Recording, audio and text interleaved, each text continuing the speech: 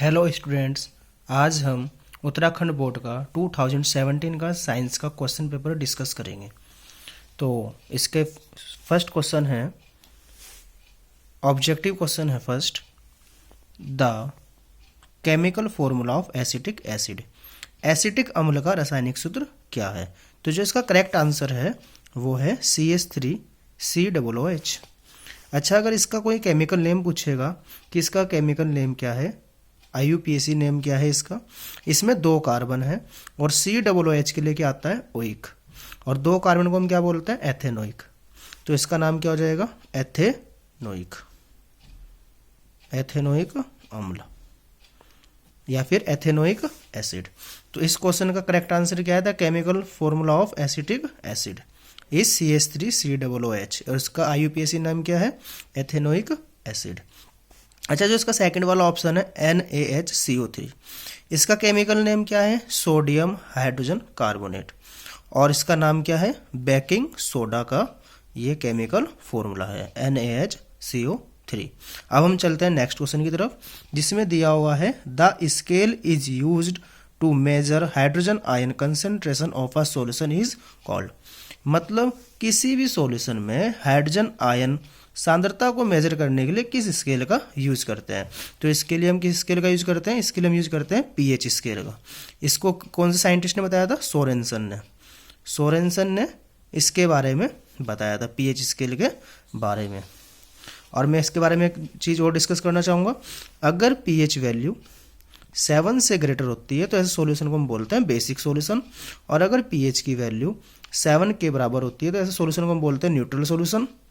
ये neutral solution है, ये बेसिक सॉल्यूशन है, और अगर pH वैल्यू 7 से लेस देन होती है तो उसको हम बोलते हैं एसिडिक सॉल्यूशन। अब हम चलते हैं नेक्स्ट क्वेश्चन की तरफ। नेक्स्ट क्वेश्चन है, bile is stored in human body in. मानव शरीर में पित्त का भंडारण कहाँ पर होता है?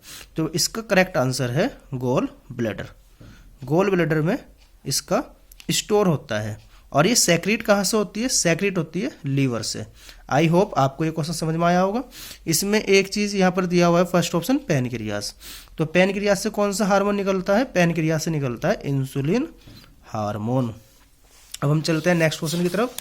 नेक्स्ट क्वेश्चन है इसका, नेक्स्ट क्वेश्चन है rate of flow of electric charge in the circuit is called. किसी भी सर्किट में चार्ज के फ्लो को क्या बोलते हैं? तो इसका जो करेक्ट आंसर होगा वो होगा इलेक्ट्रिक करंट। इलेक्ट्रिक करंट की SI यूनिट क्या है, एम्पियर। इलेक्ट्रिक करंट की SI यूनिट क्या है, एम्पियर। और इलेक्ट्रिक करंट को किससे मेजर करते हैं, किस डिवाइस से मेजर करते हैं, आर्मीटर से। और आर्मीटर को सीरीज में कैसे कनेक्ट करते हैं, सर्किट में कैसे कनेक्ट करते हैं, सीरीज में। आर्मीटर को सर्किट में सीरीज में कनेक्ट किया जाता है। इलेक्ट्रिक करंट की SI यूनिट एम्पियर है। इलेक्ट्रिक करंट का फॉर्मूला I = Q/T है। Q चार्ज है, T टाइम है, और चार्ज की SI यूनिट कूलाम है। आई होप आपको समझ में आया होगा। थर्ड ऑप्शन है इसका वोल्टेज। वोल्टेज जो है इसको वोल्ट मीटर से मेजर करते हैं, और वोल्ट इसकी SI यूनिट है।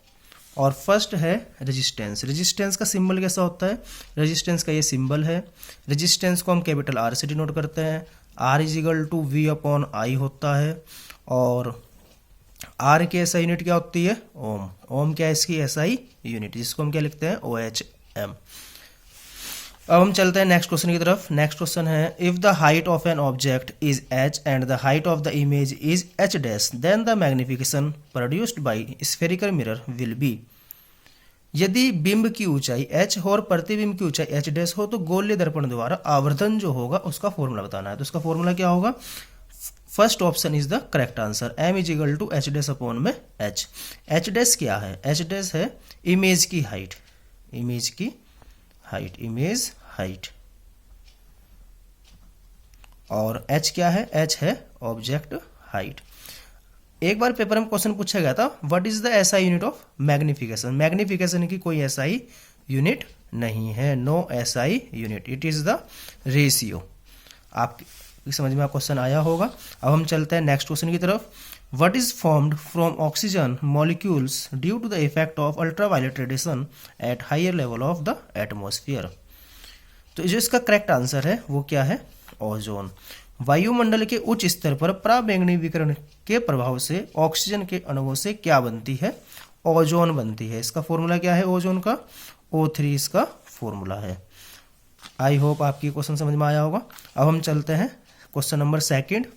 What is the chemical name of green layer formed over copper place in moist environment. मतलब नमी में अगर हम कॉपर को रखेंगे, तांबे को रखेंगे, तो उसके ऊपर एक ग्रीन कलर की एक लेयर चढ़ जाती है, तो उसका केमिकल नेम क्या है। तो उसका केमिकल नेम क्या होगा, कॉपर ऑक्साइड। क्या होगा, copper oxide. Copper oxide, second वाले का आंसर क्या होगा, कॉपर ऑक्साइड। अब हम चलते हैं थर्ड क्वेश्चन की तरफ। Right one example of unisexual flower और बाइसेक्सुअल फ्लावर। तो यूनिसेक्सुअल फ्लावर किसको बोलते हैं, यूनिसेक्सुअल फ्लावर उसको बोलते हैं जिसके अंदर स्टेमेंस और कार्पेल में से सिर्फ एक चीज होगी, और बाइसेक्सुअल में दोनों होगी। तो इसके एग्जाम्पल पूछे हैं। तो यूनिसेक्सुअल के एग्जाम्पल क्या होंगे, यूनिसेक्सुअल के एग्जाम्पल होंगे पपाया और वाटर मेलन। और बाइसेक्सुअल फ्लावर के एग्जाम्पल क्या होंगे, rose, hibiscus, mango, mustard are the example of bisexual flower. Bisexual flower के एग्जाम्पल मैंने 4 लिख दिए हैं, रोज, हिबिस्कस, मैंगो, मस्टर्ड। और यूनिसेक्सुअल के papaya and watermelon. Next question है, if 1 ampere of current flow through a conductor when 1 volt potential difference is applied across it, what is the resistance of the conductor। R is equal to V upon I होता है Ohm's law से। V कितना है 1 और electric current कितना है 1, तो यहाँ से रेजिस्टेंस कितना आएगा 1 ओम। तो इसका आंसर क्या हो जाएगा 1 ओम। नेक्स्ट क्वेश्चन की तरफ चलते हैं। What type of lens is use to correct the near sightedness. मतलब निकट दृष्टि दोष। नियर साइटेडनेस का दूसरा नाम क्या है, मायोपिया। कौन सा है, मायोपिया। और मायोपिया के लिए हम कौन सा लेंस यूज करते हैं, इसके लिए यूज करते हैं हम कॉनकेव लेंस। अगर यहाँ पर पूछता दूरदृष्टि दोष, तो उसके लिए कौन सा लेंस यूज करते हैं, कॉन्वेक्स लेंस, और उसका नाम क्या है, हाइपरमेट्रोपिया। नेक्स्ट क्वेश्चन है, write the name of artificially synthesised chemical used in refrigerator. Refrigerator में किस केमिकल का यूज किया जाता है, तो इसमें यूज किया जाता है CFC, chlorofluorocarbon. Air conditioners and aerosol spray में भी CFC का यूज किया जाता है। ठीक है। नेक्स्ट क्वेश्चन है, बेंजीन और पेंटेन का स्ट्रक्चर फॉर्मूला बताना है। तो बेंजीन का फॉर्मूला क्या है, C6H6, और पेंटेन का क्या है, C5H12। तो स्ट्रक्चर फॉर्मूला बोल रहा है, तो बेंजीन का बनाएंगे हम सबसे पहले। तो बेंजीन कैसे बनाएंगे, C को 6 टाइम लिख देंगे और इसके बीच में हम बॉन्ड लगा देंगे। कार्बन के पास 4 बॉन्ड होते हैं, तो इसके लिए एक बॉन्ड यहाँ पर हमने लगा दिया, एक बॉन्ड यहाँ पर लगा दिया हमने, एक बॉन्ड यहाँ पर लगा दिया। तो C के 4 बॉन्ड हो गए, और अब इसमें हम एक H जोड़ देंगे।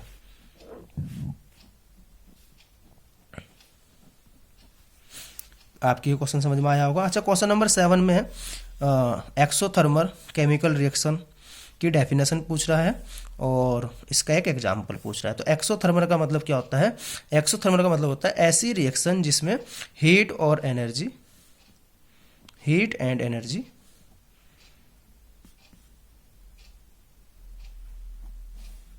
क्या होती है, एक्सो का मतलब होता है बाहर निकलना उसका।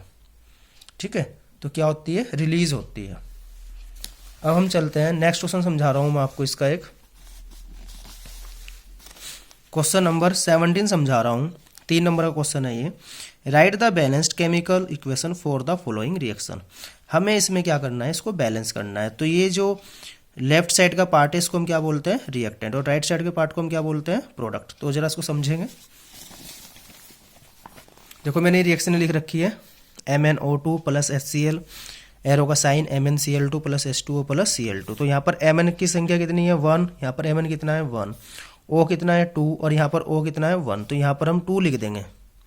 अब O2 हो गए हैं हमारे, पर H कितने हो गए, 2 2 जा 4, और यहाँ पर H कितना है 1, तो यहाँ पर हम 4 लगाएंगे।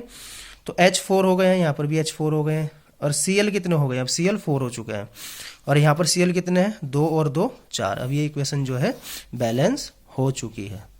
नेक्स्ट देखेंगे सी का, Fe प्लस H2O, एरो का साइन Fe3O4 प्लस H2। तो यहाँ पर Fe कितना है 1, रिएक्टेंट में प्रोडक्ट में कितना है 3, तो यहाँ पर हम 3 लगाएंगे, और O कितना है यहाँ पर 1, O इधर कितना है 4, तो यहाँ पर हम इसके आगे 4 लिखेंगे। जैसे ही हमने O4 किए तो H कितने हो गए, 4 2 जा 8, और यहाँ पर H कितने हैं 2, तो यहाँ पर 4 लिखेंगे, 4H2। C वाला पार्ट है इसका, BaCl2 प्लस H2SO4, एरो का साइन BaSO4 प्लस HCl। तो Ba यहाँ पर 1 है, यहाँ पर भी Ba कितना है 1 है। Cl यहाँ पर 2 है, यहाँ पर Cl कितना है 1, तो 2 हम इसके आगे लिखेंगे, तो Cl 2 हो गए, H भी 2 हो गए, तो H भी 2 हो गए, Cl भी 2 हो गए, और ये SO4 पूरा यहाँ पर लिखा हुआ है एज इट इज़। तो ये रिएक्शनें बैलेंस हो गई है। बैलेंस करने के लिए हर साल रिएक्शनें पूछी जाती है, ये 3 मार्क्स में पूछा हुआ क्वेश्चन है। अब हम चलते हैं नेक्स्ट क्वेश्चन की तरफ। नेक्स्ट क्वेश्चन है question number 13। An electric bulb is connected with the generator of 220 volt if the current flow in the electric bulb 0.50 ampere. Calculate the power of the bulb. इस question में हमें क्या find करना है, power find करनी है। तो power का फॉर्मूला अगर मैं आपको बताऊं तो पावर इज इक्वल टू होता है VI। V का मतलब पोटेंशियल डिफरेंस जो कितना है 220, I कितना है 0.50। तो यहाँ पर हम पॉइंट को रिमूव करेंगे, इसके बाद 2 डिजिट्स हैं तो 2 जीरो लगाएंगे, 1 0 से 1 0 कैंसिल, दूसरे वाले 0 से दूसरे वाला 0 कैंसिल, तो 2 की 5 से जो हम मल्टीप्लाई करेंगे 22 5 जा होता है 110, और पावर की यूनिट क्या होती है वाट। तो इसका आंसर क्या हो गया 110 वाट। ये क्वेश्चन 2 मार्क्स में पूछा गया था। आई होप आपको ये क्लास समझ में आई होगी। अगर आपको ये क्लास अच्छी लगती है तो चैनल को सब्सक्राइब एंड लाइक करना ना भूलें। Thank you.